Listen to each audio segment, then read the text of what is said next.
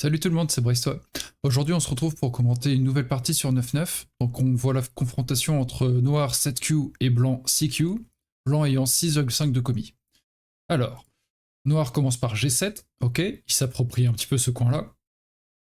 Blanc répond en face. Pour l'instant, chacun va de ce côté, c'est seulement que noir prétend prendre ses 4 points de manière plus solide que blanc ses 9 points. Mais justement, noir peut peut-être glisser au-dessous comme on est en quatrième ligne. Quatrième ligne ici et quatrième ligne là. Noir envahit direct, voilà, parfait exemple. Donc là, c'est un coup au Sensan. Une des séquences les plus classiques de Sensan, ça serait ceci, ça, ceci et ça. Par exemple, là, c'est le plus petit Joseki au jeu de Go, où blanc prend le coin, noir prend l'influence et noir joue ailleurs. Il Tenuki. Sur 19-19, ça se voit beaucoup ces séquences. Et une autre qui ressemble pas mal, ce serait si blanc décide de ne pas aller en B6, mais continue. Noir fait année, il joue par-dessus la tête en C5. Blanc répond, et noir va ailleurs. Voilà, ça c'est les deux Joseki qu'on apprend au début en général. Vous les connaissez sûrement. Donc noir décide de venir direct envahir. Il se dit, bon, l'impact du mur ne devrait pas être si important, puisque je suis quand même assez loin. Blanc pousse. Noir pousse. Pour l'instant, tout va bien. Et blanc joue ailleurs. Ah, blanc joue ailleurs. Donc là, il y a un choix pour noir quand même. C'est est-ce que je profite que localement, blanc n'ait pas répondu pour y jouer à la place, par exemple jouer en E4. C'est très souvent quand votre adversaire ne joue pas le coup de Joseki. C'est tentant et pas mauvais, je pense, de regarder qu'est-ce que ça donne si moi je joue son coup, le coup qu'il devait jouer. Souvent, aller chercher par là, ça peut être pas mal. Donc là, aller par ici, effectivement, ça peut retirer déjà une liberté à ces deux pierres et prendre l'ascendant dans toute cette zone. Si on joue par là, on voit qu'on prend l'ascendant ici. Blanc ne peut plus couper, parce que noir pousse vers le bord. Quand blanc descend, noir pousse, blanc n'a que 2 libertés. Ici, noir en a 3, donc ça va aller. Ici, il en a 4. Et cette pierre-là, on a que 2, mais on voit que si blanc attaque de ce côté, noir connecte. Et si blanc pousse de l'autre côté, quand noir fuit, donc c'est pour ça qu'il faut souvent essayer de compter jusqu'à 2, on dit au go, blanc, noir, et ensuite d'évaluer. Qu'est-ce qui se passe? Noir a 3 libertés contre blanc 2. Donc a priori, ces deux pierres vont mourir. Il y a peu de chances que blanc coupe ici. Donc ouais, se saisir de cet avantage, ça peut être intéressant. Et en plus, c'est en direction de notre pierre, en G7. On essaye de se rapprocher. Donc oui, peut-être petite erreur pour blanc. Après, le deuxième choix, c'est aussi de dire, ok, blanc joue ailleurs, il Tenuki, mais il retire une direction à cette pierre. Avant, cette pierre, elle a quand même une direction vers là, une vers là, et une troisième qu'on pourrait dire la base de vie. Quand un groupe ou une pierre a 3 directions, on dit que le groupe est tranquille, il est safe, il a pas de problème. Quand il y a plus que 2, il commence à devenir instable. Donc c'est vrai qu'un argument contre ceci pourrait être que, je ne sais pas, d'une manière ou d'une autre, en caricature, blanc retire une autre direction, et là, noir n'en aurait plus qu'une seule, sa base de vie, et ça serait assez faible. Donc voilà. Noir, donc c'est une question de choix, hein, bien sûr. Noir décide de renforcer cette zone, d'accord? Et blanc le suit, ok. Blanc le suit. Noir protège ses pierres. On voit maintenant que s'il joue par ici, noir, quand blanc coupe, noir ne peut plus faire Atari comme dans l'autre séquence, parce qu'il se fait capturer d'abord. Donc noir doit fuir, et ensuite quand blanc descend, ça devient peut-être un petit peu dangereux pour ces deux pierres-là.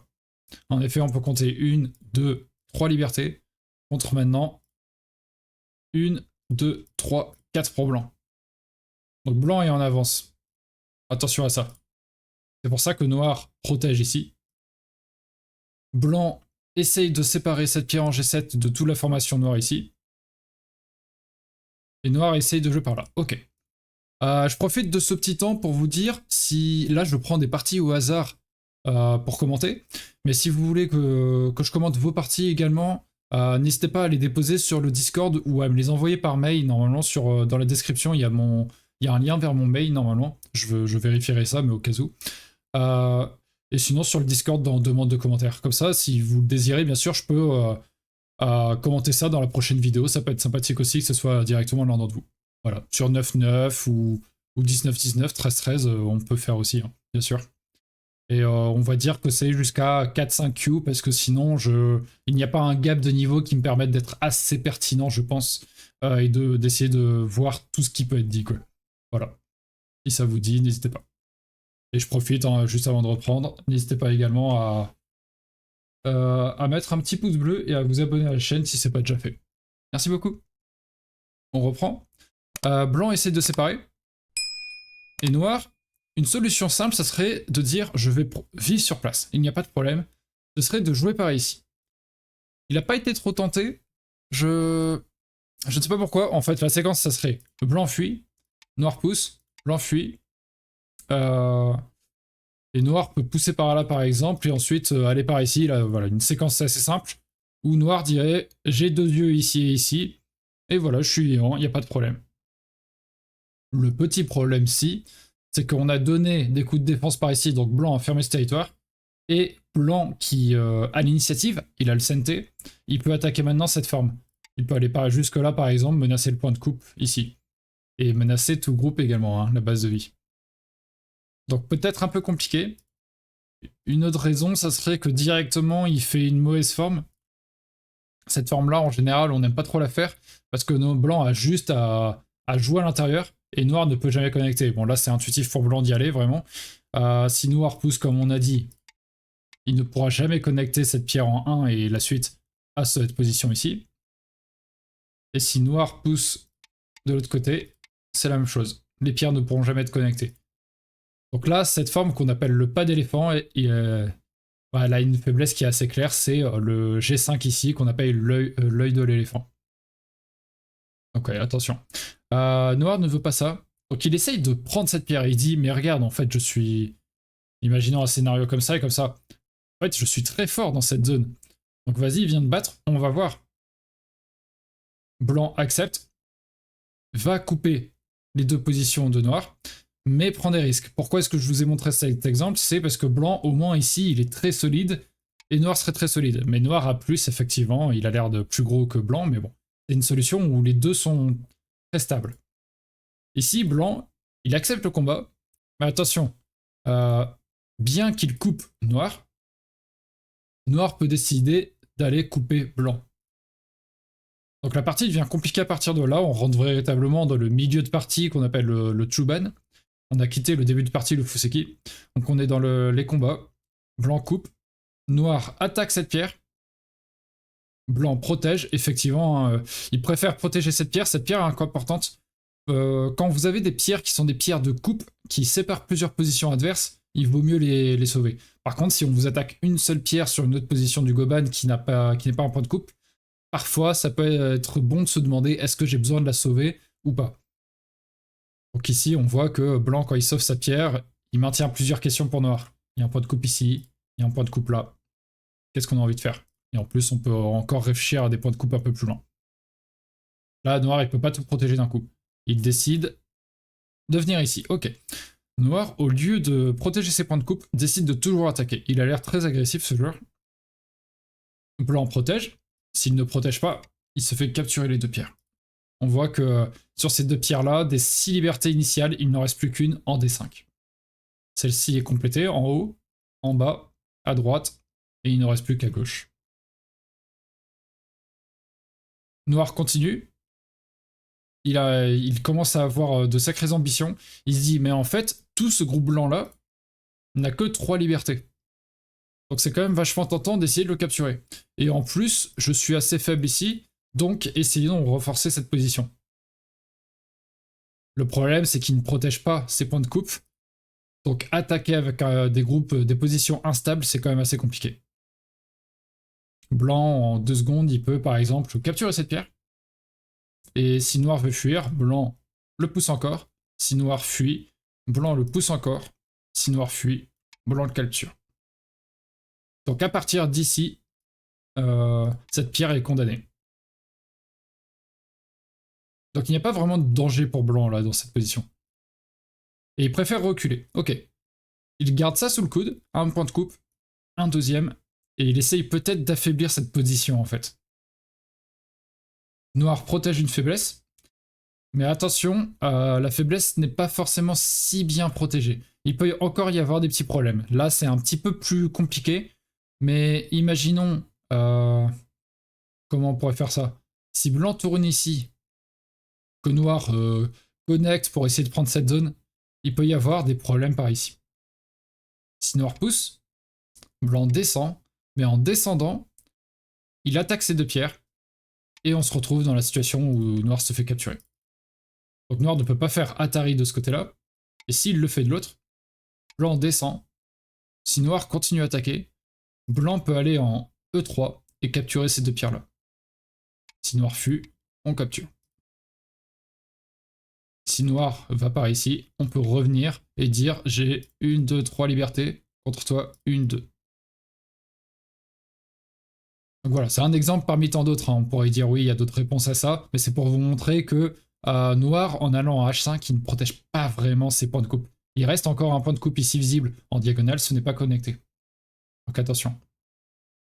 Donc blanc, on voit pas bien ses points, mais au moins il a le mérite d'être solide avec la plupart de ses pierres. Donc on peut se dire que ça va aller, à un moment ou à un autre, ça va être récompensé.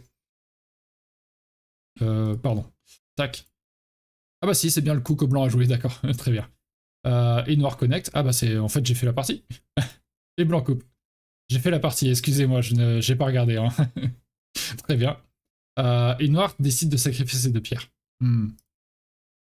C'est quand même bien embêtant, hein, parce que là on disait que blanc pouvait capturer cette pierre, donc noir rajoute ce coup pour dire que non, ça ne va pas se produire, mais juste 2 coups plus tard, finalement si. Enfin 3 coups plus tard on peut dire.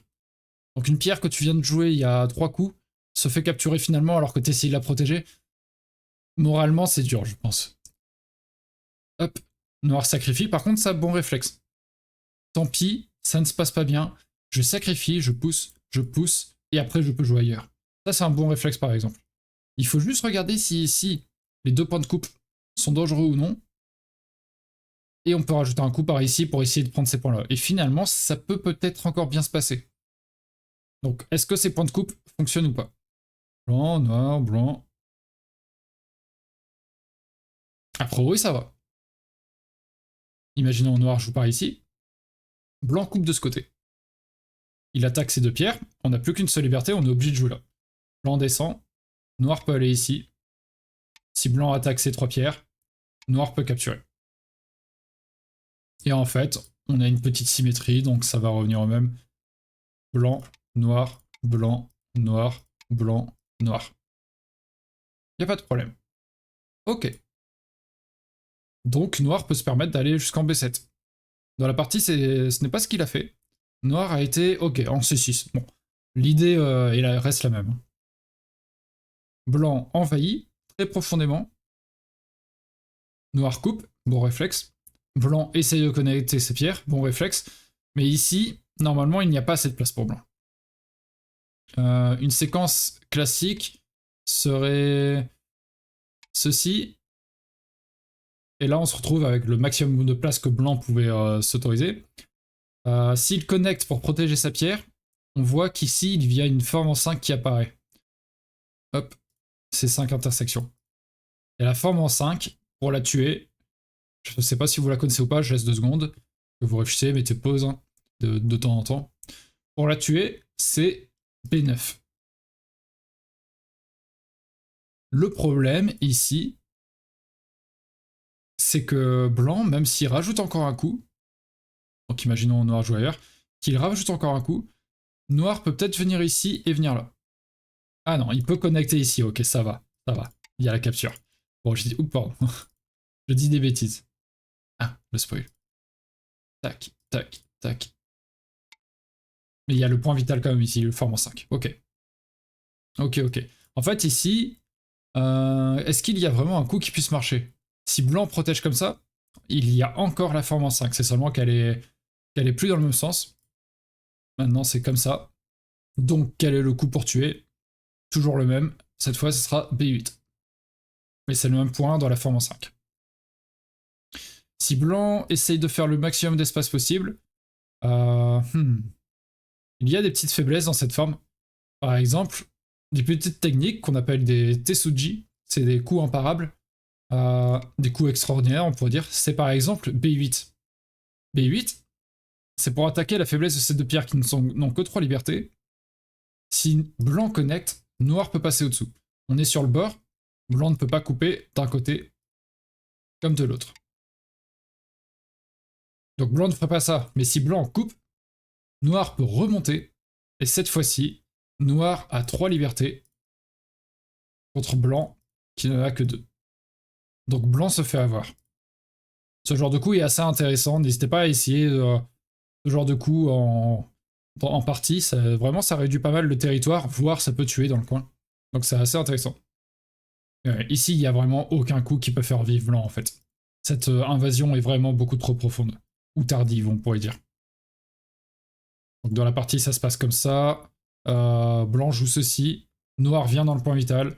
Blanc essaye de défendre. Effectivement, hein, si Noir dit non, non, c'est bon, j'ai tué, j'ai joué dans le point vital. Blanc peut revenir ici et dire je fais un œil en A9 et un autre en B8, C8. Donc attention, bien sûr, on a joué dans le point vital et après il faut achever l'adversaire.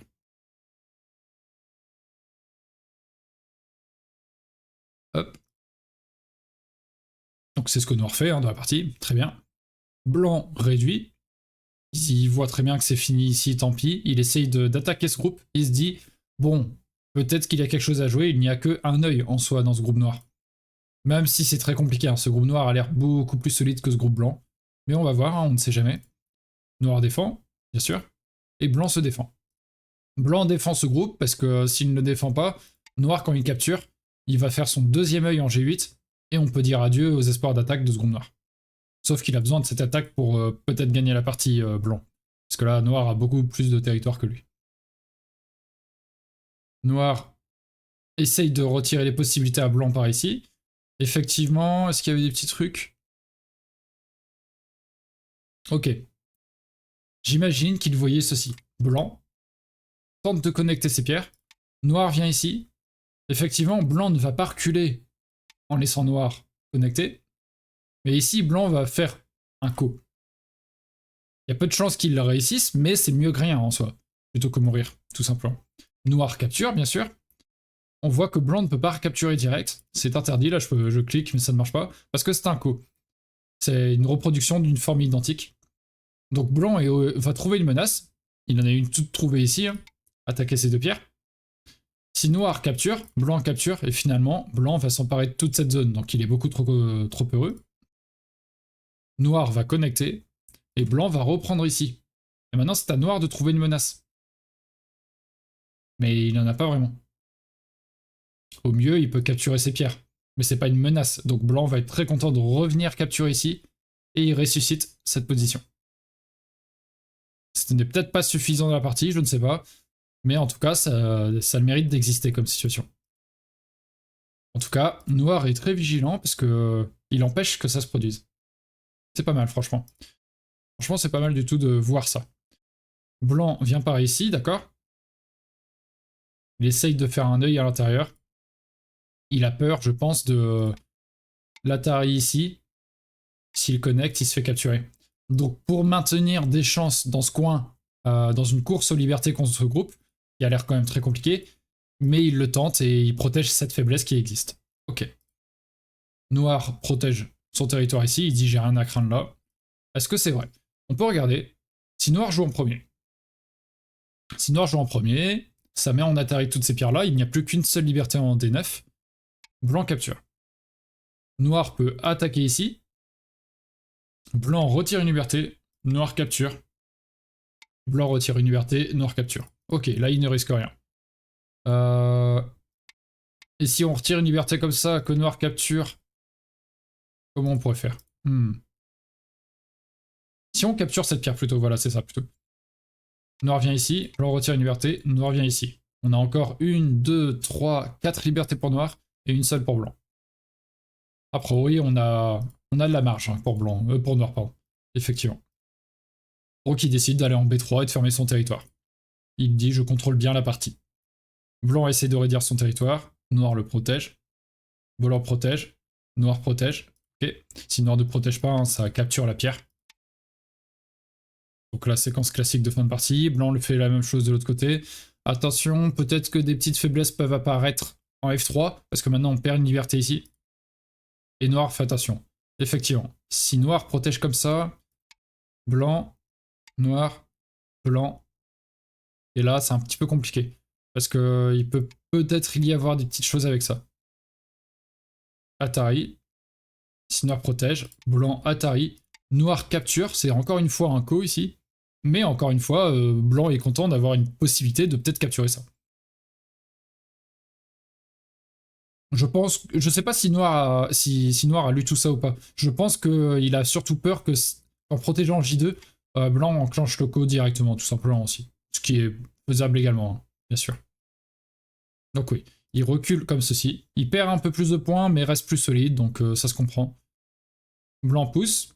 La faiblesse existe encore, hein, si on met n'importe quoi. Blanc, noir, blanc. Blanc a 3 libertés. Contre noir 2. Donc ces 3 pierres vont mourir. Ouf, ouf, ouf. Donc, noir protège. Noir est assez vigilant, hein. Il est assez pertinent dans cette partie quand même. Et blanc, bon, commence à retirer des libertés sur ce groupe. Il a plus que ça à faire. À la rigueur, ce qu'il pouvait faire, c'est là, ça, c'est des coups qui sont damés, qui ne sont à personne, c'est à la frontière entre les deux territoires.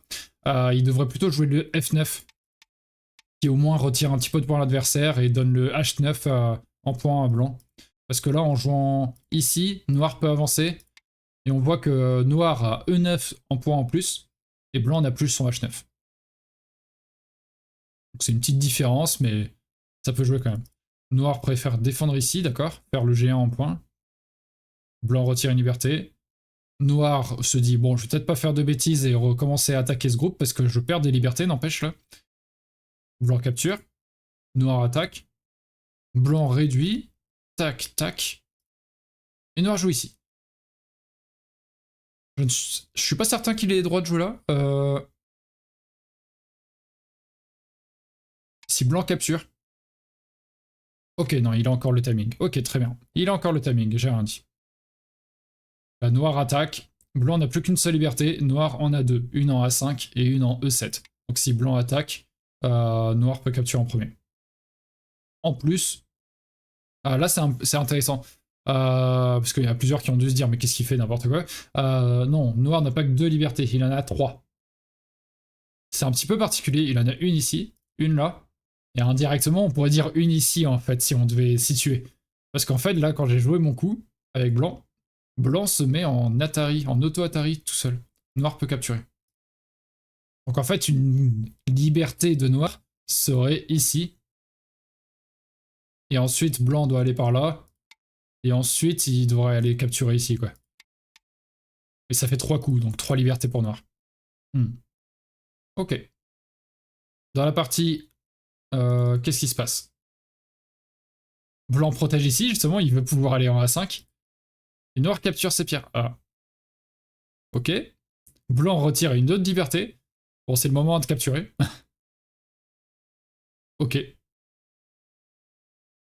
Ok, noir, ok, ça va. On pouvait pas aller là? Non, ça va. Ok. Noir a joué jusqu'au bout avec les nerfs de blanc, quand même. Hein. Il a tenté jusqu'au bout. Blanc a dû se dire, ah, peut-être qu'il va se tromper. Mais noir capture. Blanc recapture cette pierre. Noir défend. Blanc défend. Passe. Passe. Et la partie est finie. La partie, qu'est-ce que ça donne? On peut essayer de compter nous-mêmes. Donc, noir, il a 1, 2, 3, 4, 5, 6, 7, 8, 9, 10, 11, 12, 13, 14, 15, 16, 17, 18, 19, 20, 21, 22. 22 points, plus 10 pierres capturées, 32 points, plus 5 qui vont ennemis dans le territoire de l'adversaire, 37. Noir, il a 37 points. Et blanc, on a 1, 2, 3, 4, 5, 6, plus 6,5, 12,5, plus 5 capturés, donc 17,5. 17,5, Noir gagne de 19,5 cette partie, ce qui est énorme. Donc bien joué à lui, très belle partie de Noir je trouve, un très grand contrôle du de calculer les libertés, de voir quand est-ce qu'il y a des points de coupe, surtout en deuxième moitié de partie, parce qu'au début, il a laissé des points de coupe, il a joué avec beaucoup... Enfin, il a pris beaucoup de risques, mais c'est passé, tant mieux pour lui, hein, franchement. N'hésitez pas si vous avez des questions en commentaire, et n'hésitez pas à cliquer sur la playlist qui s'affiche en haut de votre écran. C'est tous les parties que je joue moi-même sur 9.9 et les commentaires que je fais sur 9.9. Et n'hésitez pas si vous souhaitez me soutenir également avec le petit lien en bas de votre écran. C'est sur Buy Me a Coffee. Voilà. Merci beaucoup, à bientôt.